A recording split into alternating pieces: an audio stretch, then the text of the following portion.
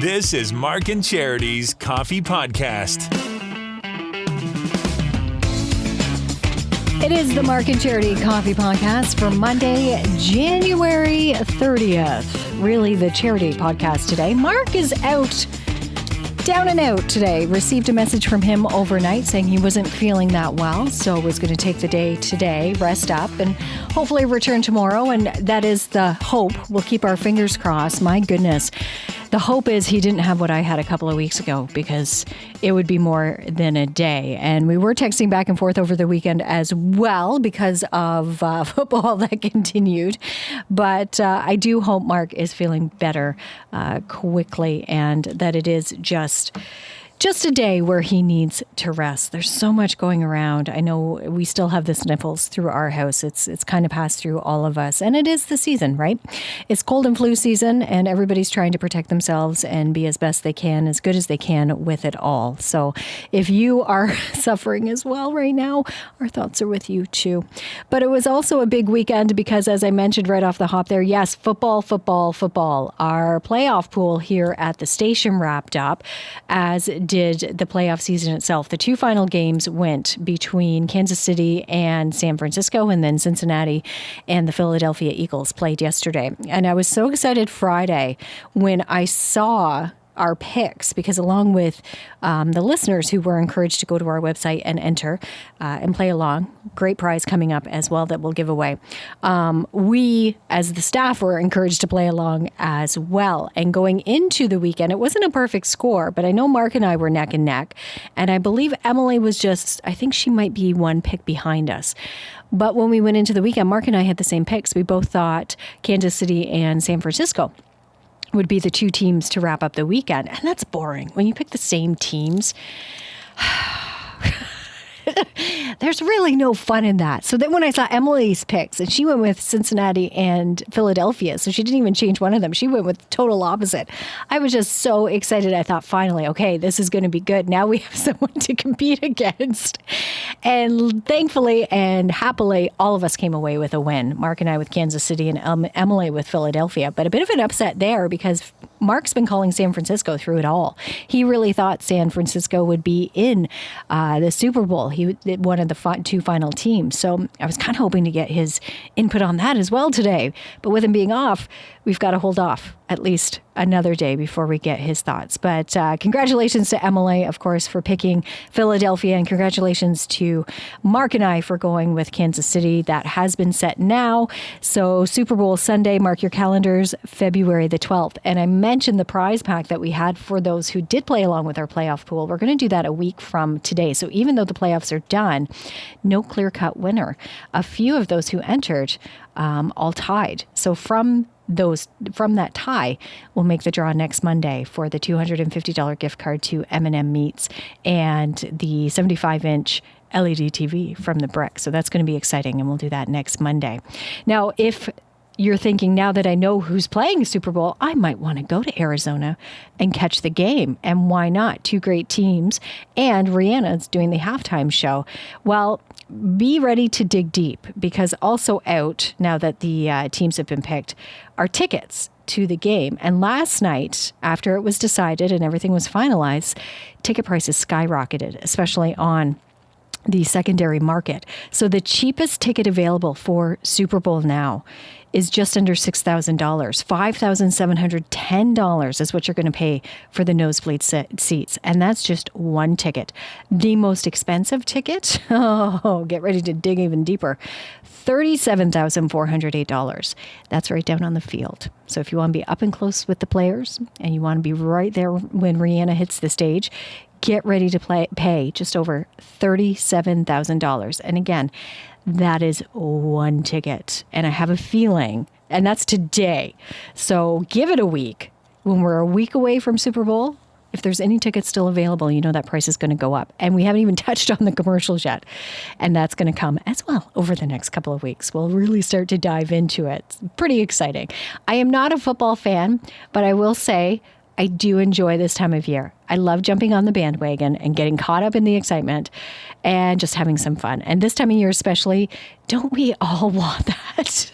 It's dark, it's dreary, it's snowy, it's cold. And if we can't get down south, the next best thing is to enjoy Super Bowl. Yeah, an excuse to have a meat and junk-filled afternoon of food. Watch some Super Bowl, be entertained, not just by the football, but with the musical entertainment and commercials as well, and just forget about the rest for a little while. So that's coming up February 12th. And of course, we will be leading into it over the next couple of days. Also coming up in February, as we heard this morning from the Director of Operations for Grace Inn, the Coldest Night of the Year. It's returning. It's a fundraiser for our local shelter, Grace Inn Shelter here in Belleville and Shiloh House. It used to be that you would camp out for the entire night, hence the name, Coldest Night of the Year.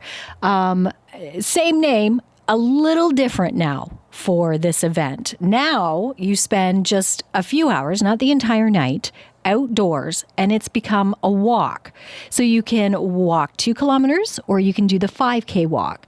Starboard Communications, so 95, the owner of 95.5 Hits FM, our station here, our brother station Cool 100, and inquinty.ca, has another arm to our company. It's called Starboard Cares. So Starboard Cares, polar bears. We've created our own team and name. We'll be participating that night, myself included. I'm very excited to be part of this. Very important, as we touched on before. We've had Ashley on before, the Director of Operations, Ashley Vader, to talk about Grace Inn itself. Mark and I had the opportunity to visit the shelter this fall and take it in and learn really what it does, because you may have an idea. You may think you know Grace Inn and what they provide and who they are and what they do. I guarantee you don't. And I say that because I went in with my own preconceptions, my own notions as to what Grace Inn was. I thought it was a homeless shelter. Honestly, I thought those who didn't have anywhere else to go at night would go and sleep. And then they'd get up in the morning and they'd leave. And yes, people do that. They go and get out of the cold and they have some place to sleep. But there's so much more to Grace Inn. There's programs, there's support, help in getting off the street and bettering your situation. And the people who are using Grace Inn, again, this notion of mental illness, this idea of people down on their luck, they have nowhere else to go, and it's not just needing a place to stay, but they are always on the street. And yes, they do have guests who are like that, but they also have students here in the area who have nowhere else to live, can't afford housing. So they essentially live at Grace Inn. They have single parents who get up in the morning, go to work, but also care for their kids during the day and then come and stay under their roof. There's so much more to it. So it was very educational. And part of this too is raising awareness and teaching people, along with raising money to keep the doors open. So Ashley, again, from Grace Inn, Director of Operations, joined Mark and I late last week to talk about the Coldest Night of the Year, what exactly it is and what the money goes to. So with this event, the Coldest Night of the Year, it has run in the Belleville area for, well, for us, this is our second year running it solo. We have been a part of it in previous years, but this is our second year running it solo, strictly just for Grace Inn. And last year was our first year doing it, and in 4 hours we were able to raise $60,000. Wow. That's impressive. Yeah, right? So I know with this amount of time we're going to be able to at least double it. That's our hope. Our executive director, Rob Chris, and I really have a strong hope that this community can really pull it together because, like I said, we see what 4 hours can do. Now we've got a month to prepare. So we're really excited about what this is going to bring. Now you've talked about, in the past. Now it is a walkathon, a walk. I mean, in the past, it was overnight, right? People would sleep outside overnight. So everybody should understand, what it is that they need to do in order to raise money. Yeah, so go on to the Coldest Night of the Year website. It is cnoy.ca, and you just go to the location of Belleville, Ontario, and right there there's a variety of options. So one is you can create your own team and be the captain of a team, and together you guys can raise money. You can join a team. There are many, many businesses out there right now that have lots of teams going, and so we're always hoping to challenge other businesses to get their staff team involved in this as well. Or you could just donate straight to a team. So I know that you guys have a team going. Like we can have people come onto that website and donate to Starboard Cares Polar Bears. Grace Inn Shelter has a staff team as well, and so you can do that. And then when you do sign up to be a walker, then there's two options. You can sign up for the 5K walk, which is obviously longer, and then there's a 2K walk, which I find is more family friendly. Oh, okay. Because I think we're signed up for the 5K. Which we want, hey, you go big or you go home, right? So we wanted to jump right in and do that. Ashley joins us from Grace Inn Shelter, raising money for the Coldest Night of the Year walk. When is that coming up, Ashley? That is February 25th. It's a Saturday, and it starts at 4 p.m. and runs till about 7 p.m.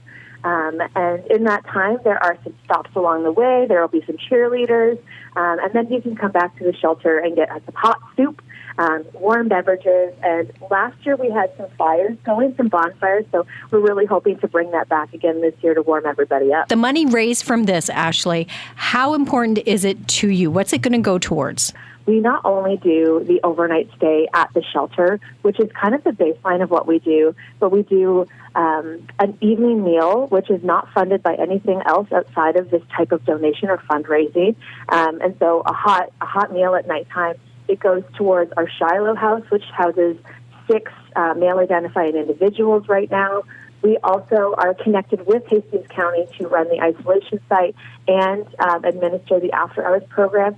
So those kind of things are cherries on top, but this money will go towards the basic foundation of what the shelter is, and that is supplying a bed, supplying food, supplying hygiene products and clothes, and ensuring that anyone who comes in here does not go without. And that's what's really the most important thing. We never want to say no, and so this is going to allow us the opportunity so that we don't have to. Okay, Ashley of Grace Inn Shelter, Coldest Night of the Year coming up February 25th. Again, website where people can sign up. So it's the Coldest Night of the Year website, cnoy.ca. And again, so great to speak with Ashley. If you want to help support Coldest Night of the Year, check out our socials. The link to the website is there, and the link to our team, the Starboard Cares Polar Bears, also there as well if you would like to support us directly. But again, Coldest Night of the Year coming up February 25th. Hope you can join us. I'll be there and quite looking forward to it. It's the Mark and Charity Coffee Podcast. You're listening to us wherever you find your favorite podcast, and we thank you for it. Enjoy your Monday.